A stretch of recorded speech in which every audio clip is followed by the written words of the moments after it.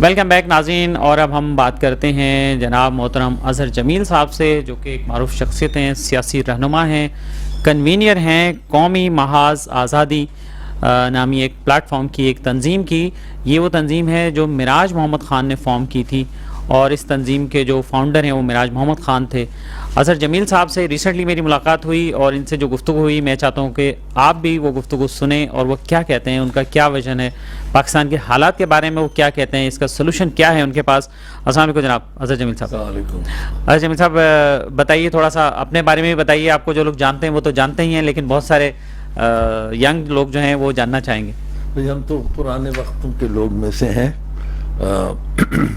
میرے والد تو کمانڈور خالد جمیل فوج میں تھے، نیوی میں چیف آف سٹاف تھے 1953 میں، پھر 63 میں وہ جب ریٹائر ہو گئے تو بزنس کی الیکشن لڑے، ایم این اے بنے 2 دفعہ، ایوب خان کے دوست تھے، اور وہ زمانے کی سیاست ایک الگ تھی، منفرد تھی۔ میں نے سوچا تھا وہ اس زمانے کی بیسک ڈیموکریسی کا سسٹم ہوتا تھا، ووٹ خرید و فروخت کیے جاتے تھے، تو میں نے کہا تھا زندگی میں کچھ بھی کروں گا، سیاست نہیں کروں گا۔ لیکن ہم پھر بی اے کرنے کے بعد ایف سی کالج سے خیر جاتے وقت ہم بھٹو صاحب کے بہت متاثر تھے۔ وہ تاشقند ڈیکلریشن ہوا تھا تو سب سٹوڈنٹس بھٹو صاحب کے حق میں ہو گئے تھے۔ لیکن جب ہم لندن گئے ادھر ہم سوشلسٹ ہو گئے، ادھر وہ ویتنام وار چل رہی تھی تو ان کے خلاف، امریکہ کے خلاف بہت بڑے پیمانے پہ مظاہرے ہو رہے تھے، 1 ملین سٹرونگ۔ تو ہم اس زمانے کی ایک پیداوار ہیں۔ وہ ایل ایس سی کے اندر لنڈن سکول آف اکنامکس میں لیکچرز اور سٹنز ہوتے تھے، بڑے بڑے لوگ آتے تھے، ڈاکیومنٹریز دکھاتے تھے چائنا پہ، ویتنام پہ۔ تو وہ اس تمام زمانے کی، پھر دیکھے ہم چھٹیوں میں کبھی یورپ گئے، فرانس گئے تو ادھر دیکھا ڈی گول کے خلاف بہت بڑا مظاہرہ، کیا بغاوت ہو گئی طلبہ اور مزدوروں کی، ورکرز اینڈ اسٹوڈنٹس کی، 68 کی بات کر رہا ہوں، جس پہ بہت بڑا مطلب ایک ایونٹ تھا۔ اور تو ہم لوگ اور مطمئن ہو گئے کہ اب ہمارا کام یہ ہے کہ پڑھائی کرنے کے بعد واپس جائیں اور سوشلزم کے لیے، اپنے ملک کے لیے کام کریں۔ تو ادھر جب ہم واپس آئے تو معراج محمد خان سے ہم بہت متاثر ہوئے۔ 69 جنوری میں آیا تھا، چند ایک مہینے بعد ان سے ملاقات ہوئی، اور جب سے انہی کے ساتھ رہے۔ ان کی وفات ہوئی 2016 میں۔ لیکن ہم نے بہت اتار چڑھاؤ دیکھے، بہت امیدیں تھیں کہ ملک بہتری کی طرف جائے گا، اور بہت بڑی کامیابی حاصل ہوئی تھی پیپلز پارٹی کو 70 کے الیکشن میں، جس میں معراج محمد خان اور ان کے ساتھیوں کا بڑا کردار تھا، جو طلبہ سے، این ایس ایف سے تھے اور جو ٹریڈ یونینز میں تھے۔ لیکن اس کے بعد وہ چیزیں آپے سے باہر ہو گئیں۔ بھٹو صاحب کا ایک اپنا مزاج تھا، ایک پیچیدہ شخصیت تھے معراج بھائی کی بہت قربت تھی۔ بھٹو صاحب بھی معراج صاحب کو بہت چاہتے تھے، ایک وقت پہ انہیں اپنا سیاسی جانشین بھی مقرر کر دیا تھا 71 میں، جب یحییٰ خان نے تھریٹن کیا تھا کہ انہیں جیل کر دیں گے، تو پھر بھٹو صاحب نے کہا کہ پھر تم سنبھالو اور جاری رکھنا جو کام کرنا ہے۔ اور وہ یحییٰ خان سے اس دن صبح میٹنگ ہوئی تھی تو اس پہ بہت چخ ہو گئی تھی۔ معراج صاحب نے کہا، یحییٰ خان بڑے زوم میں تھے کہ تمہاری پیپلز، بھٹو صاحب نے کہا الیکشن ہو گیا، ٹرانسفر آف پاور ہونا چاہیے جناب صدر۔ تو یحییٰ خان صاحب نے کہا کیا ہے تمہاری party? Peoples Party, tea party, جب چاہوں ٹھکانے لگا دوں گا۔ تو اس پہ معراج صاحب نے کہا کہ پیپلز پارٹی صرف ذوالفقار علی بھٹو نہیں ہے جنرل صاحب، پیپلز پارٹی اس عوام کی منتخب پارٹی ہے اور گلی کوچوں میں بستی ہے، کھیت کھلیان میں بستی ہے۔ اب بھٹو صاحب کو بھی اندر کر دیں گے کوئی فرق نہیں پڑے گا۔ تو یحییٰ خان ذرا پٹ آف ہوئے تو انہوں نے زبان نکال کے چڑانے والے انداز میں جواب دے دیا اور کہنے لگے، تو تھوڑی دیر بعد معراج بھائی کو جانا تھا، ان کی والدہ کی طبیعت ٹھیک نہیں تھی تو انہوں نے اجازت لی۔ لیکن پھر اس کے بعد جب وہ بھٹو صاحب ہوٹل واپس آئے انٹر کانٹیننٹل، تو انہوں نے بہت پریشان تھے۔ تو معراج بھائی نے کہا کہ ایسی کیا بات ہے، کچھ تو بتائیں۔ تو اندازہ تو لگا لیا، ہی سے اریسٹ کر لیں گے مجھے، تم سنبھالو گے؟ تو اسے جتنا آپ ذمہ داری مجھے دیں گے، سندھ کی دیں گے تو سندھ سنبھالوں گا، پنجاب کی دیں گے پنجاب سنبھالوں گا، لیکن کلیئر کر لیں جو بھی کچھ کرنا۔ ہی سے نہیں پنجاب میں گھر بھی ہے لیکن اوور آل تمہیں ہی دیکھنا ہے، یہ سمجھ لو۔ تو اور وہ اس شام کو وہ ہوٹل سے نیچے آئے تو پریس کانفرنس ہوئی، ادھر اچانک بھٹو صاحب نے کہا، مشہور ان کی ایک پریس کانفرنس تھی کہ gentleman I am Anglo Saxon parliamentarian and a nation revolutionary, تو یعنی میں پارلیمان میں بھی یقین کرتا ہوں اور ایک ایشیا کا انقلابی ہوں، اور مجھے اگر کچھ ہو جائے یا اریسٹ ہو جاؤں تو مہراج محمد خان میرے جانشین اور انقلاب کو یہ پورا کریں گے۔ تو مہراج بھائی نے اس وقت تو احتجاج کیا کہ آپ میں اتنا جونیئر ہوں، آپ کیوں مجھے سینئر سے لڑوا رہے ہیں؟ جے رحیم صاحب ہے، رسول بخش ٹالپور ہے، ان میں بڑی وفاداری تھی مہراج صاحب میں۔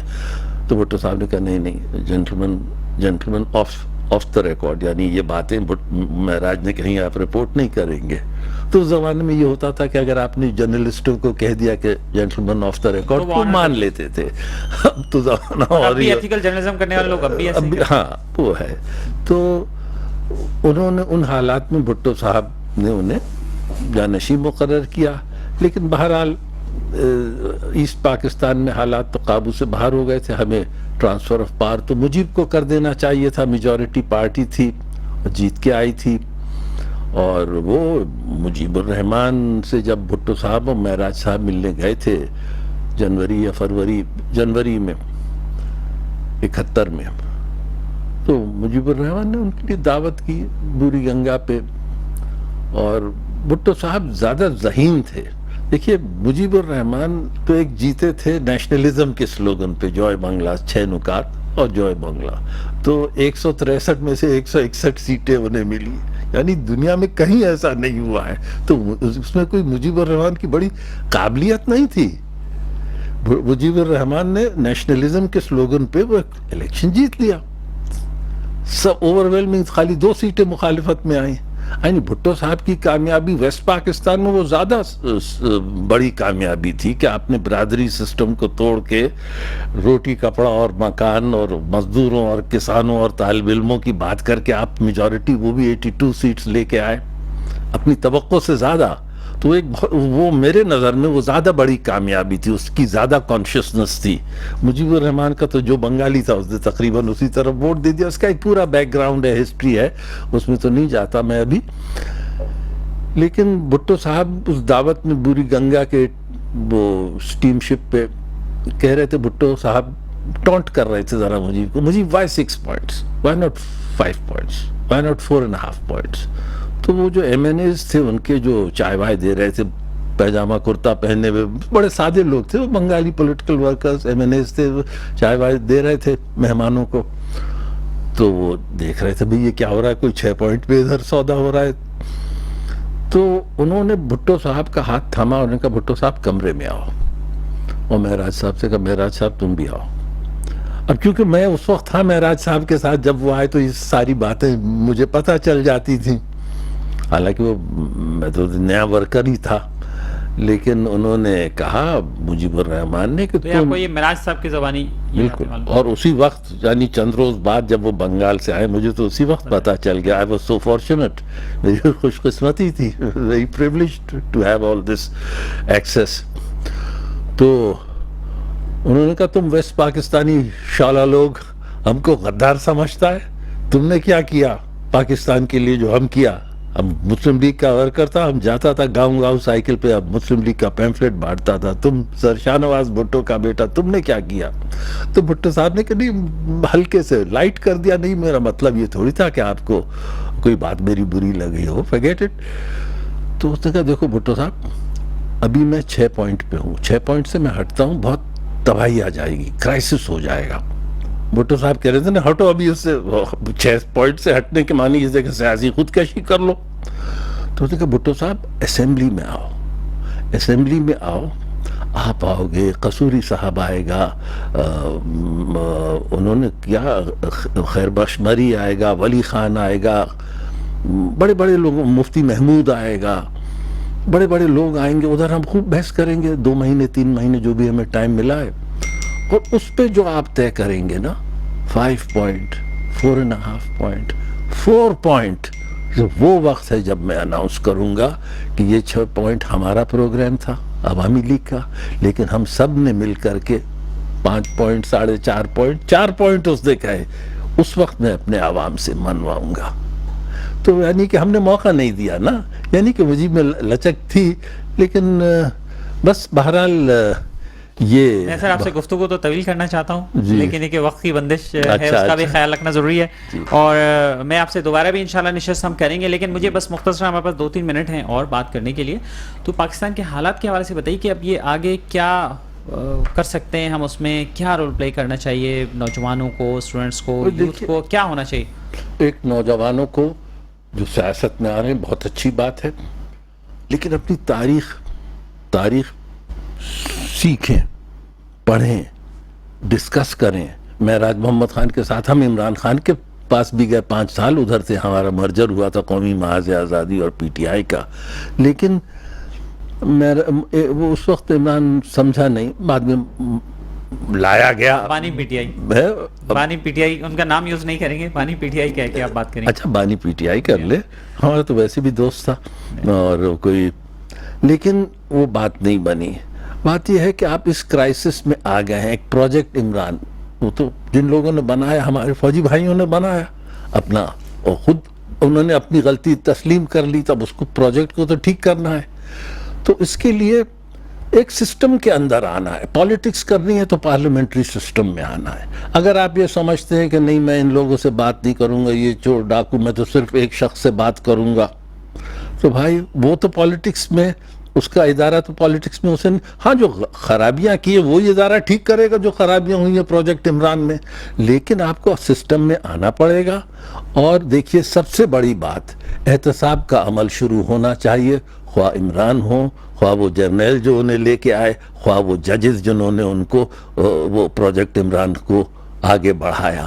تو کبھی نہ کبھی تو ہونا تھا, اور میں سمجھتا ہوں یہ وقت آ گیا ہے اس پہ ہمیں اس میں غلطیاں کوتاہیاں پھر اس سے پہلے بھی ماضی میں بھی جن لوگوں نے کی, جہاں کی, تو پھر احتساب تو سب کا ہونا ہے. نہیں شروع کر دیں آپ, 2010 سے شروع کریں, 2014 سے شروع کریں, ہمیں کیا, لیکن کہیں سے تو اب شروع کریں, کیونکہ ایک تسلسل سے ہو. اب یہ اس قسم کے انٹرونشنز کا ملک متحمل نہیں ہو سکتا ہے.